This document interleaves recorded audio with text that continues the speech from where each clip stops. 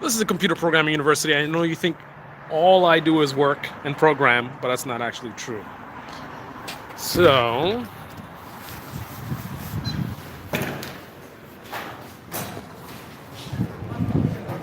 it's it's good to work hard, but it's also good to play hard as well.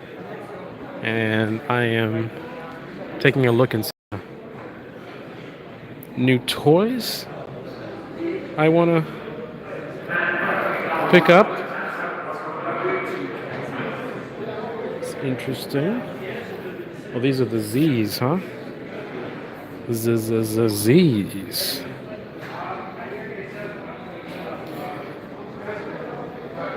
Looking kind of sexy. Here's the ZX10R. Legendary bike.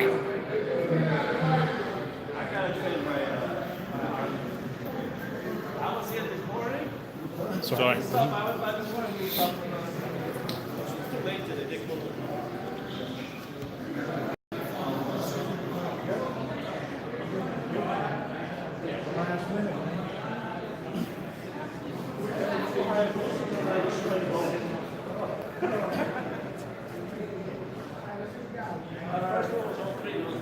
Pretty serious. Look at the size of the exhaust on this one, the ZX14.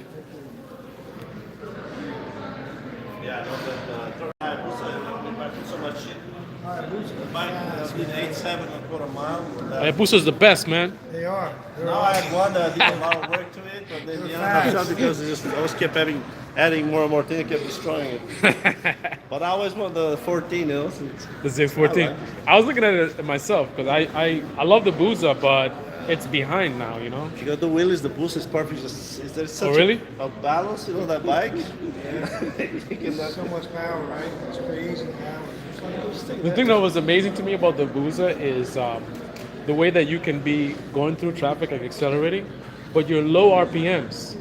So it's like you're not really doing anything. You just barely twisting the throttle, but you're seeing people going behind you, and you're like, "What's going on?" It's weird. It's a weird thing. Every other bike, you're screaming. Not on the Busa, man. My 11, I took this the 03 and the 11. The 11 is the one that's at the end, yeah. Mine was still Oh, in the end, the white one, right? I saw that the guy totaled the bike a week later. Wow. The first one I destroyed, we added so much stuff. Was the orange one, the anniversary one. Then I had the Tuono. Oh, the Tuono, that's another nice one. I saw it. The torque on that thing. I regret it. They just didn't. Yeah, Aprilia has definitely got my attention, man. It was an RSV4. I do the valves everywhere. $8,000. $1,000. Have you ridden the MV Augustus? Never. The dragster, man. The torque on that, yeah, and it's beautiful. And the sound, that triple exhaust. Woo. Yeah, it's amazing, yeah. But very torquey, man. If you like a very torquey experience, then the dragster, man. Wow. And the sound though, like that music, the triple exhaust. This is too big. You gotta put a. Yeah, this is huge. Yeah, it's just to pass the emissions, right? Yeah. Oh, that's why they have the exhaust like this? Yeah. Yeah. When they bring it in, they will have Also for noise, you think as well? yeah, noise and yeah, mostly for the noise. So when people buy this, they put like a They just smaller aftermarket, right? Put it off the market. There's so many companies that sell it. They do People what? even they change. They put the power commander. You know, Okay. They change the air filter. They do. You can do a lot of stuff. Oh yeah. Yeah, 'cause that's one thing. That looks ridiculous. It's too. You get like 1 or 2 more horsepower just by removing the exhaust. And then if you add the programmer, then if you add a Because you can't really hear. I mean, it doesn't make a lot of noise stock, right? stock doesn't make any noise. Nothing. You got all this power. It is. You know, even with aftermarket exhaust is not that loud. Really? Harness, yes. So what does it take to open it up? You got straight pipes, I guess, right? Yeah, they remove the catalytic converter, they remove whatever the catalytic converter, I don't know if it's in here or if it's in the, you know? I don't want a quiet bike, man. The pipes, you can get really long pipes. Really? I don't want ridiculous. My friend had an R1 with the race exhaust, and he's giving me a headache. We're coming back from Boston, and I had to back up from him because I'm like, dude, that's When you are riding, if you have a real loud exhaust, you're riding for an hour, you get tired too of your own noise, you know? yeah. That's for like a short ride, not no You 3 can get a hours. loud pipe and maybe get like a silencer. It comes with, you can actually install a silencer or something like You that. talking about the thing with like a switch and you can open it up? No, not a switch, but you can actually, by a brilliant on the, you can remove the on the exhaust. You can put this thing, one Allen key, a screw, and then that's it. Then it's quiet. That's it. That's something you could do before you go for a ride. No, when you buy the adjust new it? exhaust, what you do, what you do new exhaust, you have these things. You put it in there, and then there's a screw. But you gotta buy the exhaust already with that attachment. Oh, okay, for you to put it on. Yeah, they sell everything. I'm actually beautiful. ZX14. This is another nice one, the MT09 and the MT10. Lots of torque. And look at the aggressive, really transformer look in the front.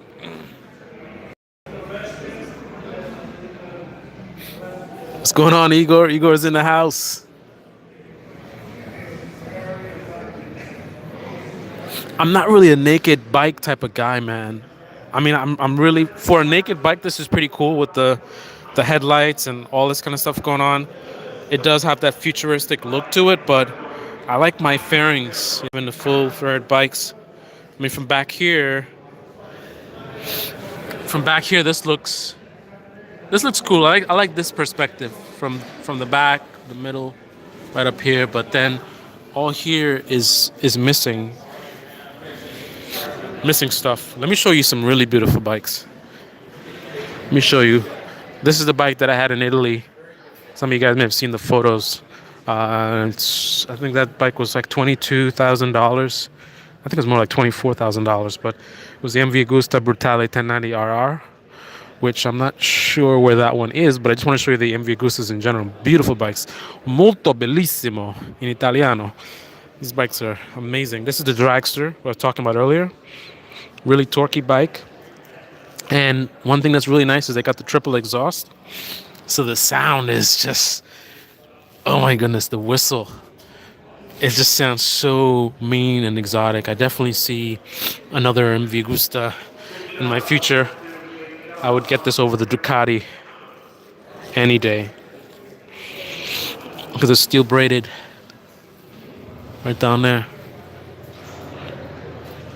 So this is also like a naked bike, but it's so sexy that I don't even really care. I mean, see, it's missing all the fairings in the front, but all the colors and shapes. I mean, take a look at this. Just look at this bike.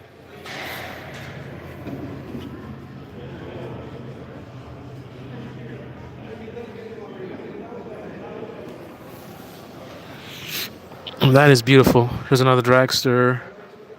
Different color combination on this one. This one's got some kind of race replica situation going on. This is the MV Agusta F3 800 RC. There's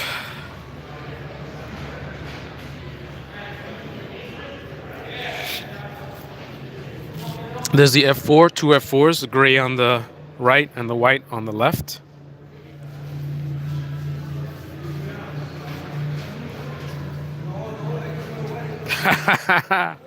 Igor wants to make love to the bike. F4 CRC. Look at this thing. Molto bellissimo. Mi favorita. How do you say motorcycle in Italian? I don't know. Mi favorita è MV Agusta Brutale. Molto, molto bellissimo. Molto aggressivo. Molto aggressivo, molto bellissimo. Molto. I forgot how you say fast. Volante or violante? I forgot. Brutale. So there's the 800RR. So I don't really see the bike that I had in Italy. This is the 800RR. So this is probably the smaller version of what I had. 800 RR versus 111. What's 1100 RR? No, I've forgotten. I think it's 1100 RR. And then on the left, you have the Ducatis. Ducati.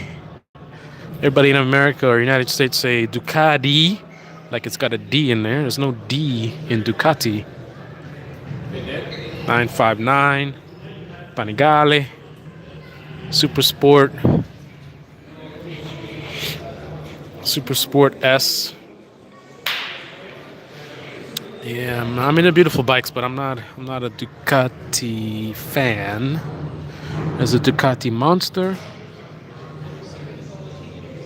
Ducati Panigale V4, and then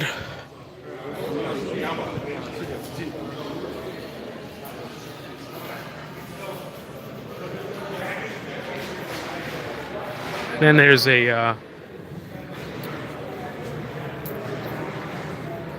this is actually, if I was going to buy a Ducati, I would buy this one. The Diavel. Beautiful bike. Comfortable. Could do some touring on this. Torquey.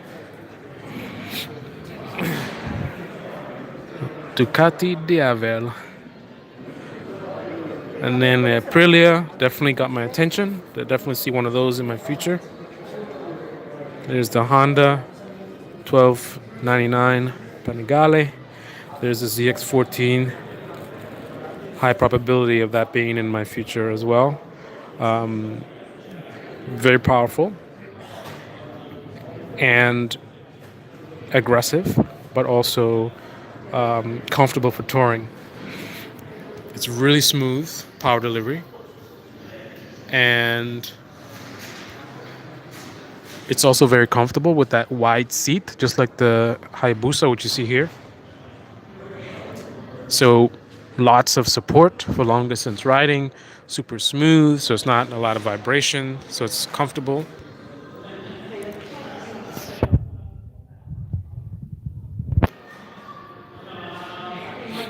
We have it, Busa versus ZX14.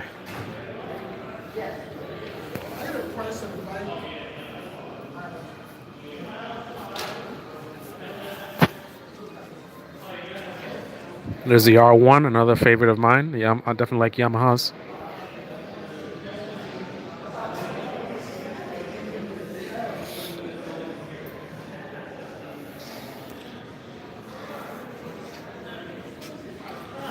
Let me show you the star of the show.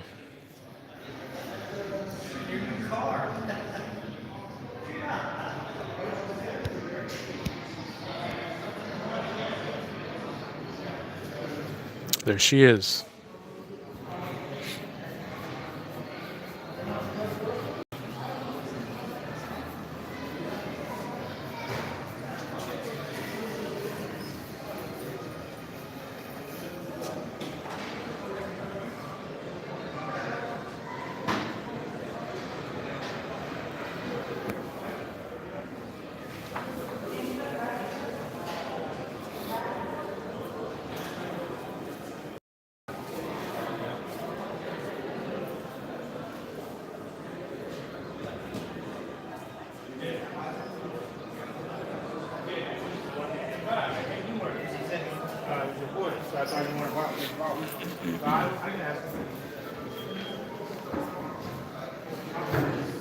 So this is a Ninja H2, an amazing bike, power, lightweight for the power that it delivers.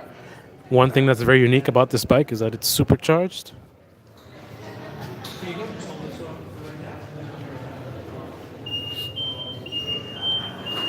I think I might have set up an alarm. Oh no, that's not me. That's over there. Anyway, so it's supercharged. That's not really something you're going to find on bikes. Bikes are pretty much naturally aspirated or electric. The supercharging allows it to deliver a lot more power with a smaller engine. So instead of the big heavy ZX14 or the big heavy Busa, you have something that is closer to a 1000 cc bike but having a lot more power than a typical 1000cc bike. Also, inline four engine is designed for racing, so a lot of the power is up top. So down low is not a lot of torque at all. You'd be surprised you get on a big 1000cc bike and the initial grunt is not really there. Low RPMs, it feels really, really weak. Now that changes very quickly as you start twisting the throttle, but it's not until you get up into the upper power band that it really, really starts to scream, and then it gets really, really extreme in terms of power delivery. But it's very, very peaky. It's way up top. You're supposed to be racing and staying up there, just okay. That's my bike sound effects, Now in contrast, this is supercharged. So you're getting a similar experience to that typical inline four in its peak power, but you're getting it throughout the rev range. So you're getting it maybe really low at even 3,000 RPM or 4,000 RPM. You're getting something very aggressive, very powerful. Mid-range, same thing. Upper range, same thing. So the idea of having power on demand, on tap, at any moment you twist that throttle and you just go. You don't have to downshift for power as much. That's not really a thing you need to do on a bike like this, and that is one of the amazing things about this. So it's beautiful. You get that amazing power delivery, and also in a lighter weight package, right? Compared to, again, a bike with similar type of like power would be much heavier, much bigger than this. So overall, and then the sound of the supercharger, oh my goodness, the chirp every time you're changing gears, amazing, absolutely amazing. So this is definitely in my future as well, for sure. So 2019 is going to be an interesting year.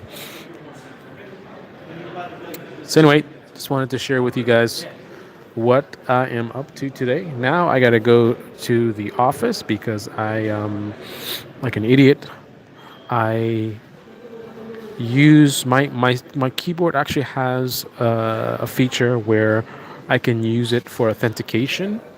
So I took it to work to use it in the office, but now I don't have a key. Now I need a keyboard for my home computer. But in order for me to install a computer, I need that authentication that my keyboard has. So I got to go to work and basically transfer it in a way that I can actually use it at home so I can actually log in. So basically, in short, I'm going all the way to the office to get the authentication from my keyboard so that I can come back home and install my Bluetooth keyboard. So I actually have a keyboard to use because right now my computer has no keyboard because I use the Kinesis Advantage keyboard, which is ergonomic. It's an amazing keyboard. But I'm using it at work since most of my time is spent in the office now. So I figured, keep it at work so I don't have problems with my wrists. But now I need to get my home computer sorted. Anyway, so that's what I'm off to right now. And I possibly going to look at some cars on Monday. I spoke to a Maserati dealership today, and I was talking about the Quattroporte and also the GT that they have. So I may do a live stream there when I go there on Monday. But stay tuned for that. Now, normally these type of live streams I'm only going to do on the weekend, so I don't know if I'm going to do it a special thing on Monday because it's a holiday. So I'm not sure because I definitely, the channel is mostly about programming, so I don't want to have too much of the other stuff dominating the channel. But I'll decide what I'm going to do. Either I'm going to do it on Monday. I keep saying Tuesday, or I'll record it on Monday, but then I won't upload it until next weekend. But either way, we will be going to Maserati and taking a look at the Quattroporte and the some of the models as well. Amazing car. It's got a Ferrari engine and one of the best interiors you can find on any vehicle. Now, as far as reliability, not necessarily there, but when you're buying a Maserati, you're not looking for reliability. You're looking for an amazing car. It sounds amazing, looks amazing, driving experience is amazing. So it's a little bit of a toy. right? Want something reliable? Get you a Lexus, right? Get you a Camry.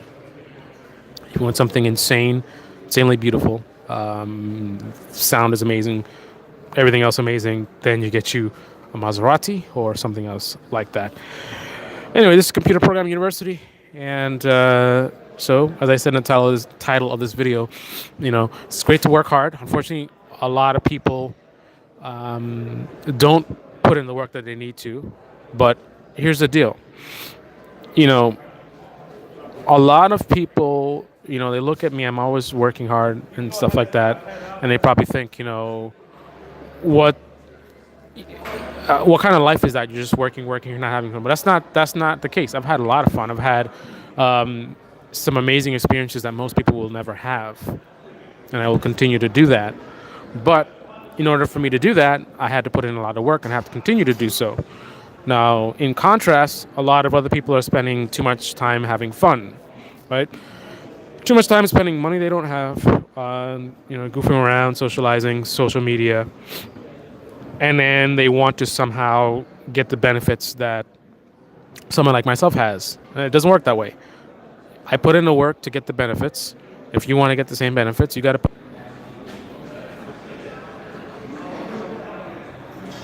That's just how it is. So anyway, on that note, this is the Computer Programming University where learning is fun as it should be. The first step is to smile.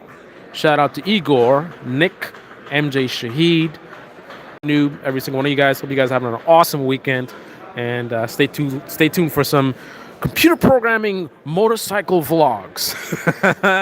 Weekends only, guys. Weekend only, guys. Don't get too worried. Programming will be the core. Also, I might do some live streams, live coding today. I'm motivated to get moving with the trading project. I actually have my laptop with me. I'm going to be coding on my way to the office to go get my keyboard. And then when I get back, I might do some live coding, looking at potentially some GUI toolkits for tkinter, or looking at some other frameworks. A couple things I want to do. I want to do some research. Is the full potential of tkinter. I want to see some programs built in tkinter so I can see what it's capable of, because I just started using tkinter because it's recommended as for GUI programming in Python, but it may not be the right library for me to use, right? I need to look at what the full options are and make a decision on what's the best option based on what we're trying to achieve. Now, the key challenges right now is having different types of widgets. So, in one window, having, radio buttons, data entry fields or input fields, and also drop-down menus. Everything I'm finding is only setting me up to do one widget. I'm pretty sure there's ways to do multiple, but for some reason I'm not finding a lot of information, so that's been a challenge, and that's what's led me to expanding my horizons and maybe looking at some other tools as well. So either way, I got to look and see what tkinter is capable of, to assess whether I'm even using the right library. Then I want to look at what other GUI libraries are available. And then I want to make an assessment based on what I'm trying to do, based on what is out there, make sure I'm going down the right road, and then go from there, because it really shouldn't be this difficult. And I've been really busy. It's not like I've been spending a ton of time on this, but I haven't been making a lot of progress with the GUI for the trading app. And that's because of these challenges with the multiple widgets. So I really feel like I'm sort of spinning wheels and going in the wrong direction. So I'm going to take a step back, do some research, make some assessments, and then decide where I want to go from there, because currently what's going on right now is not working. So on that note, thanks for joining the live stream. It's Computer Programming University, and I'm out. Vroom, vroom. Did he just say vroom, vroom? Yes, I did. You got a problem with that? All right, guys, I'm out.